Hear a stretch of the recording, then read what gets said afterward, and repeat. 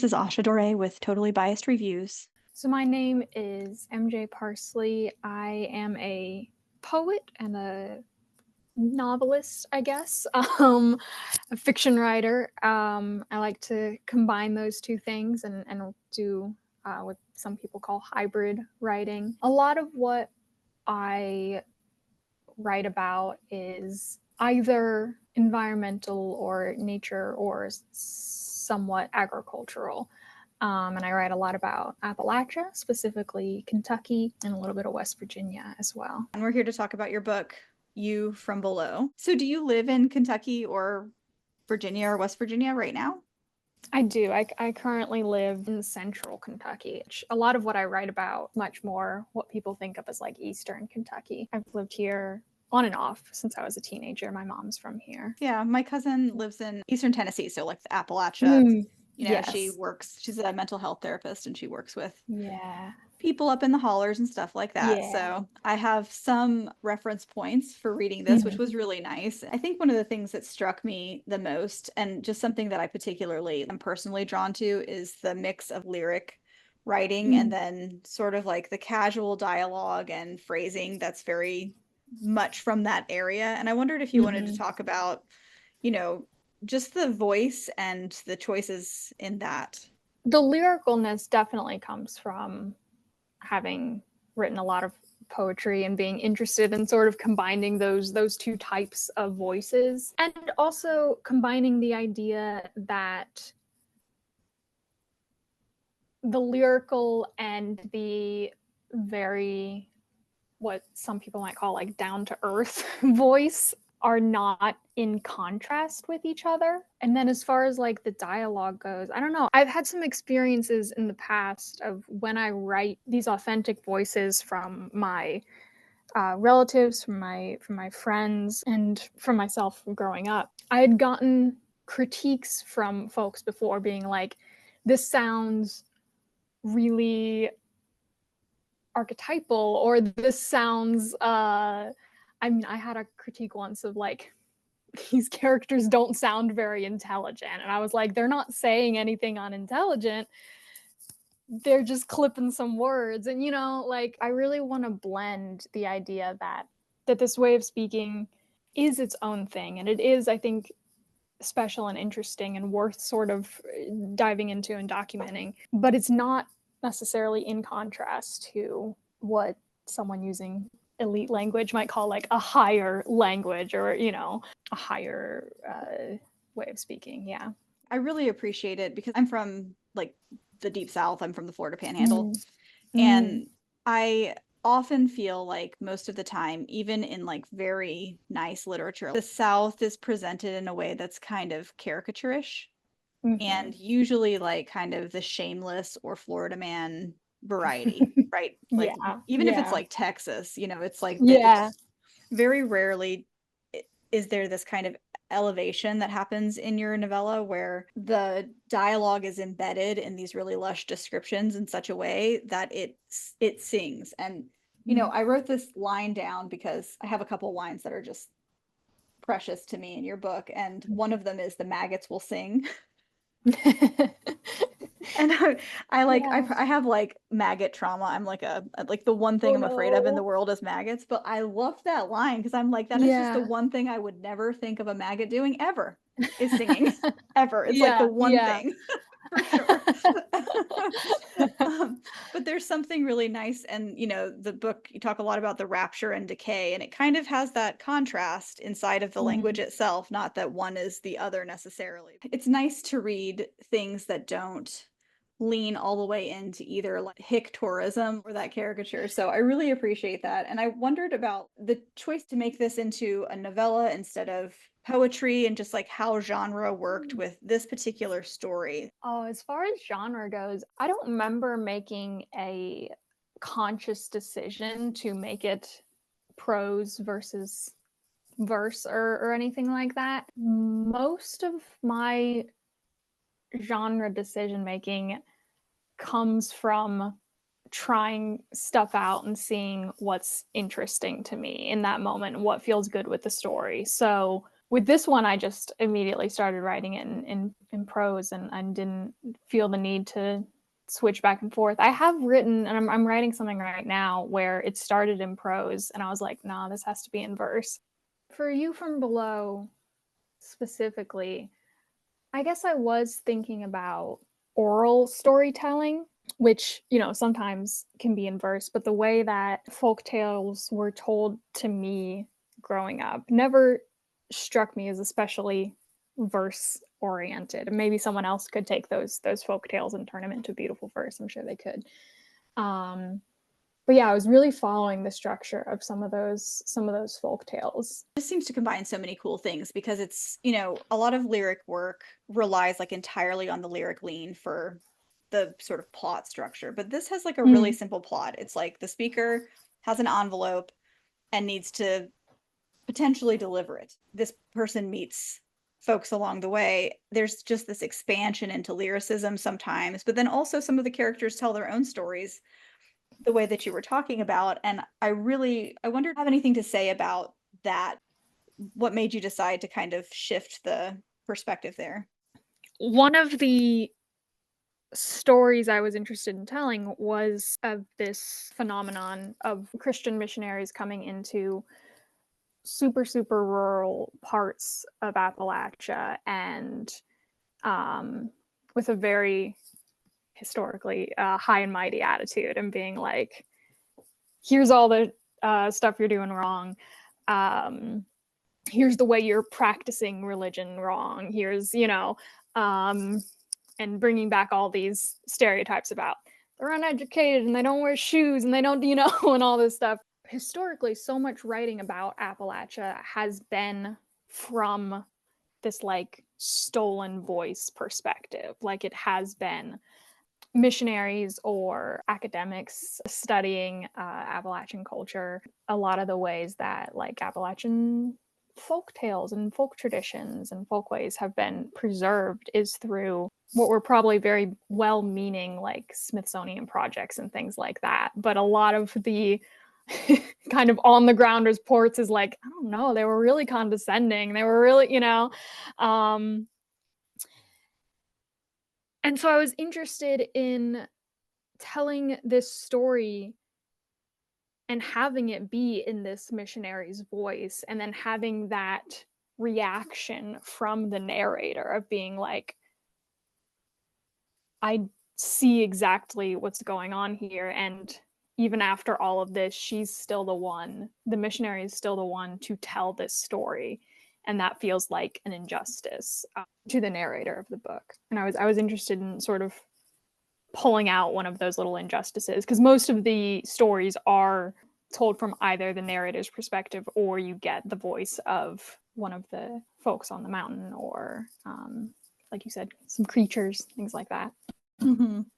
Yeah, I love that. And it seems to call to sort of some of the bigger themes that I think I noticed in the book, just of like carrying the one last message or a last message from like all this loss. But it just seems like stories of loss, especially big environmental loss, and especially after last year, are so prevalent. You know, I was even just rereading like the first chapter, I kept thinking about these communities that I know like slid into the river after the hurricanes, and like this was just not in the news. And I was like pitching articles to editors of many places, and they were like, well, the hurricane is it's over like a weekend. Like yeah. mhm. That was last week's news. So it's interesting to me because I feel like even though these people come in and like take the stories, they also disappear them right away, and so what's left is just sort of like the loss that people have to carry while they're there. Yeah, I don't know. Yeah, I guess like 20th century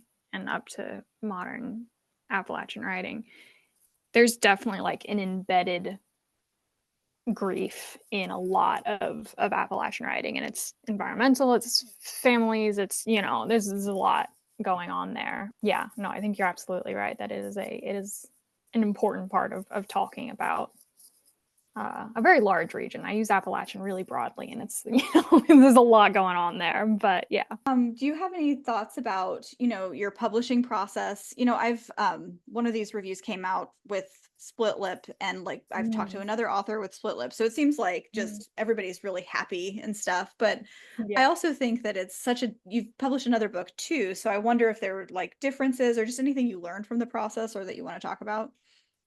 Yeah. I mean, working with split lip has been genuinely so great.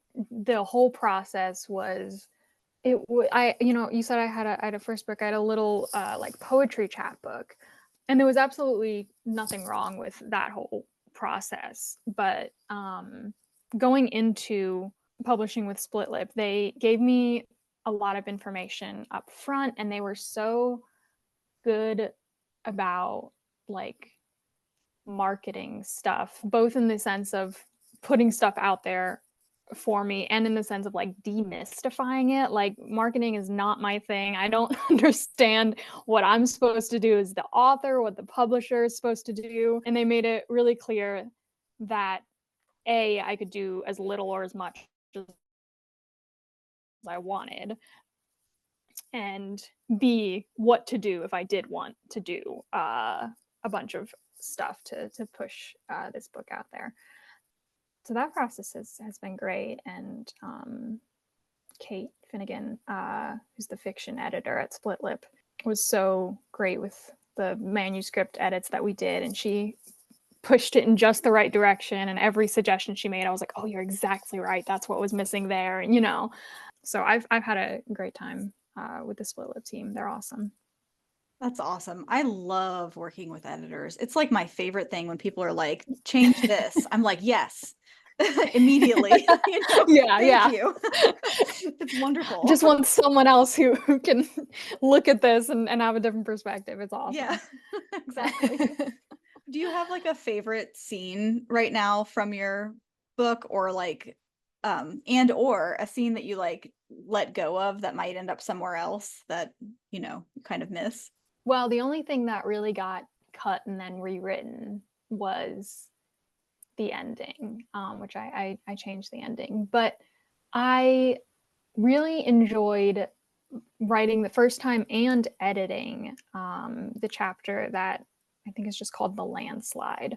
And when I was editing it, I pushed it in a slightly more romantic direction than it originally was. There's a little bit of romantic connection in that chapter with one of the characters. And I don't know, it was just a really fun space to play in. I don't write a lot of romance. I don't incorporate a ton of it into my writing, but I wanted even more like deep and genuine connection with these very fleeting characters. And it just felt right when I was writing it. And it was really, really fun. I liked that one. And I like metaphors of rot and decay. So that was really the highlight of the rot and decay metaphor. I really love the rapture right next to the decay over and over in this book. I feel like it's really like consistent and neat. It's this moment when the narrator, this realization of like, oh, this is how I should have been touched always. And then kind of there's like a switch, and just the way that something really beautiful can be right beside something really devastating. It just happens over and over in these really smooth ways. Like it's not a heavy book. It's not a light book, but it's not heavy either. I like the way that touch works inside of this. And it's like dominated by loss, but then these like little beautiful moments of touch are so nice. So you use the second person. Do you want to talk about why you did that? This actually, it connects a little bit back to the idea of telling a folk tale or telling doing like oral storytelling. One of the things I really like and I'm really interested in is jack tales. For anyone who's unfamiliar, is just sort of a collection. They go back to like England and Scotland, but proliferated throughout Appalachia because a lot of Appalachia is Scottish and Irish and English. And they're this collection of stories about a boy named Jack, and that's the main thread between all these stories. They don't have like a coherency to them necessarily. Something that happens when we're telling these stories is they have a transparency to them, or they have a transferable property to them, where you can tell a Jack tale to a kid, and instead of saying Jack, you can say the kid's name. You can say George. You can say Jane, and it becomes about them, and so they can be a hero, or more often in Jack tales, they're sort of a trickster character. With a lot of these Jack tales, the character is Jack, and that's the like bracket name, and he has a personality, and he has like consistent characteristics. Like I said, he's very often a trickster, but Jack is very often you. Jack is the kid you're telling a story to. Jack is the people around the fire, and that's a difficult thing to transfer to a written medium. I like to make my life difficult. So I was interested in the challenge. That is such a cool reason for using the second person. And it's kind of like the opposite of autofiction or something. Like it's like, and it reminds me just of, in my job, we do these like social stories, which is like essentially the same thing, right? We're like trying to teach, I mean, the intention is to modify behavior or something like that, or like teach something about something that students seem to be missing. But we do that. I mean, we just have like a bracketed, the word student, and then we like paste their name in and print it out. And it's such like a, it's interesting because there's all this research that the first like research came out and said that if you do that, like students will learn really well just reading the story with their own name in it. But then the new research says that if you make the character into like a stuffed animal, and you like say their name, that it's way better than like a written story. And so it just seems coming back to this oral tradition. Like it is so hard to, I think we respond to that. Like we really like hearing it. And I guess with that in mind, are you planning to do an audiobook or anything like that for this? I don't even know if Split Lip does those or how that works. So I'm just kind of shooting it out there. No, I don't have any current plans. I will say originally my vision for this a long while ago was like a podcast or something, like a very short like podcast series. I don't have the technology or skills for that. And so then I was looking for someone. I was like, I wrote it, now someone else do the rest of it. And then eventually I was like, I can make this into a non-audio medium. But that being said, I would definitely be interested in looking into. It seems so cool to hear a story in the second person. I don't know that I've like ever listened to a book in the second person. I don't know. Like I listened to a lot of audiobooks because if they're available, I like to listen to them and read them. It also reminds me of like the way that like my mama used to tell stories, because she'd be like, you went over there and you did this. And I'm like, no, I didn't. That was you. Like, what are you talking about? It's like very Southern to me. Absolutely. That's exactly how my Nana tells stories, is you did everything. I'm like, I didn't do that. Like, one of the things that I personally like, don't like even speaking these words out loud ever, but is that it's just nice to read like replacements for Hillbilly Elegy, which I hate and have always hated. The rage I was feeling last year, and now, but the initial rage, it was helping to have this book in the works. I'm like, okay, well, we can counter some of this. Like, I mean, I will say, if you end up reading You From Below and really liking it, I am currently working on a novel that I'm hoping to get to. I'm going to try Agents first and see what happens, and then we might go other routes. But that is also very Appalachian folktale bent, and is leaning really hard into Appalachian music and storytelling through music. And I'm having a really, really good time writing it. So that's my next project. I have no idea when it'll be truly readable to the public, but something to keep in mind. Nice. That's awesome. I love I love any exploration of Appalachian music that is not what I've seen before. Yes. That is not just making fun of people or putting it into Looney Tunes or whatever. Oh my God. Yeah. Yeah. Mm-hmm. I am happy to read a little. So this is chapter 1, Collapse. You are climbing a mountain. There's an envelope in your hand. Behind you, where a valley and a town named Mission used to be, a crumbling pit smolders. The earth swallowed Mission. It was like this. You sat on a hill after an unremarkable day of work on the sturdy side of the county line and watched in numb shock as the earth gave way beneath your home and consumed it with layers of echoing roars. There was no warning, unless you count the last thing your mama said to you that morning. You wonder, what was the under... Oh, I'm sorry. You wonder, was the underbelly hollow this whole time? What was the final straw?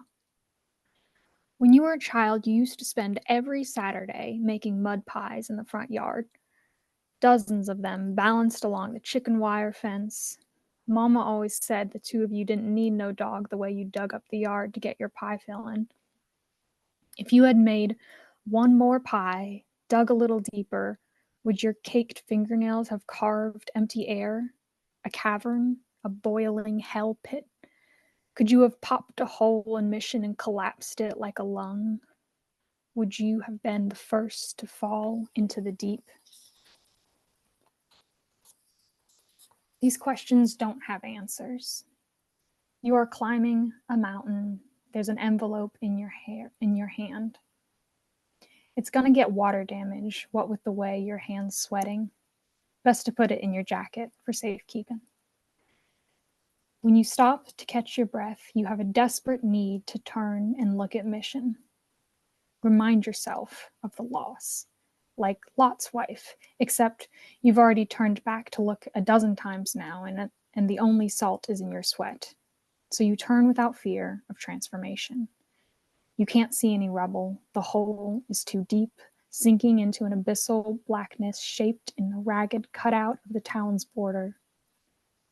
You are climbing a mountain with a letter in your jacket pocket. You don't know how you're gonna... Sorry. Oh, you don't know how you know you're going the right way, but you are. Doubt doesn't factor in. Your foot slips on a slick bit of mud and you fall forward, nearly getting a face full. You catch yourself on your hand and pain shoots up your left wrist.